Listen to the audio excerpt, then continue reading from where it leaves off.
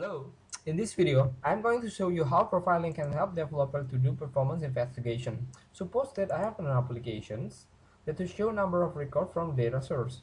It seems that there's no problem right show, but when my data keep increasing and increase, it takes more time to generate and show it. As you can see that from the example here, it takes around 7.2 seconds to generate it. As a consequence, user have to wait longer. Now, how to improve the performance? Where's the problem at?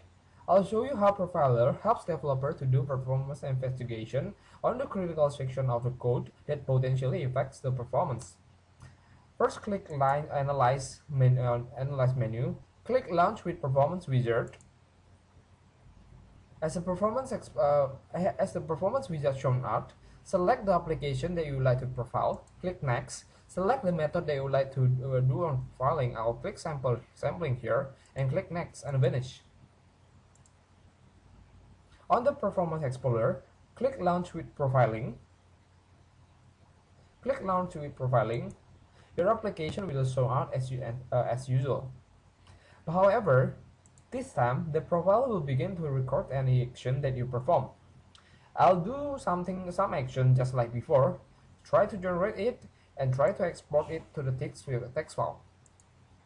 After you have done the recording, close your application and Visual Studio will show the performance report summary of what particular function with most individual word and most causing words. To see it more detailedly, you can switch to another view. For example, switch to Cultive View to see more details. You can also click the Expand Hot button to see which part of your code that potentially is a hot path. In examples, we notice that some functions like trim helper and readline are the most potential problems. But since they are .NET library, we cannot do much on them. What we can do is just examine the method that contain them most. And here you can see that obviously the getNames method called the most. Right click on the getName methods and click View Source.